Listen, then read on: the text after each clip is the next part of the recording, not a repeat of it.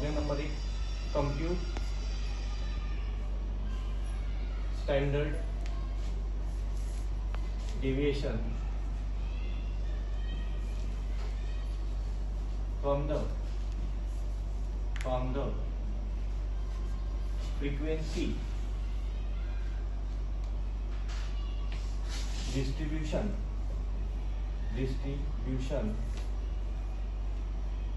given below.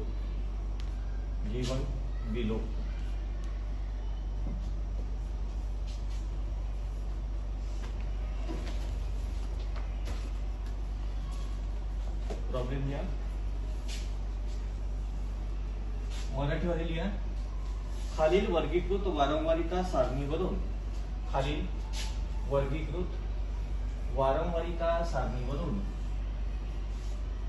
प्रमाण विचलन काढा.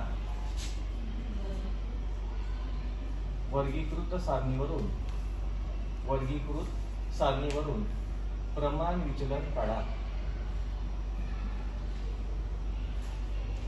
सर एकदा पेपर सेट थोडा शॉर्ट मध्ये समजून सांगाल ना, म्हणजे लिहिलेलंच आहे सर्व, फक्त तोंडी सांगितलं तरी चालेल. याचा स्टॅटिस्टिक कसा येतो एकदा पूर्ण झाल्यावर त्याला वेळ आहे ते मग सांगू. 70 to 74, 65 to 69, 60 to 64, 55 to 59, 50 to 54, 45 to 49, 40 to 44, 35 to 39, 30 to 34, 25 to 29.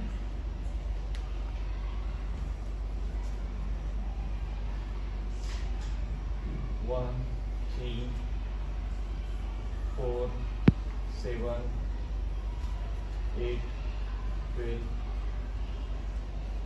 5, 7, 2, 1.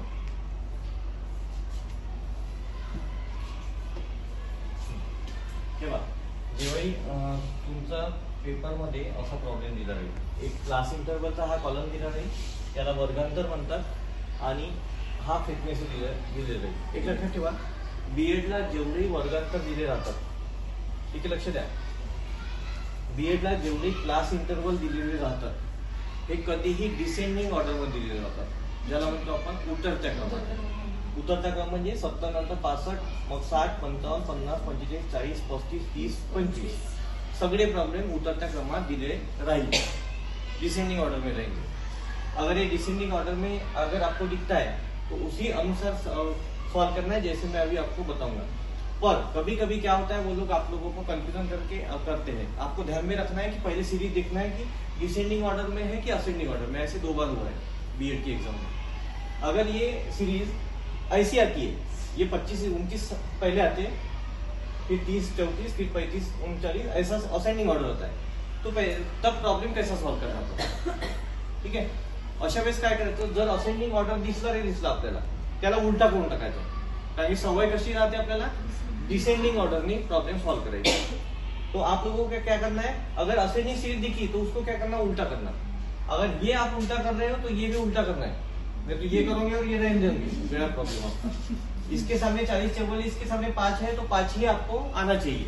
वो जैसे ये उल्टा करते हो तो उसको भी आपको उल्टा करना है. ठीक आहे, आता पहा, याचा कोणताही प्रॉब्लेम आलं, आता सोल्युशन द्यायचं. कोणताही प्रॉब्लेम, 10 मार्काचा प्रॉब्लेम दिसलं, त्याच्यामध्ये तुम्हाला क्लास इंटरवल आणि फ्रिक्वेन्सी दिसली, वर्गांतर आणि वारंवारता दिसली, तर याच्यामध्ये कंपल्सरी 5 कॉलम काढायचे, कंपल्सरी 5, त्याच्याशिवाय एकही जास्त कॉलम काढायचा नाही.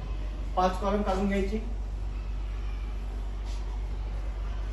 5 कॉलम काढल्यानंतर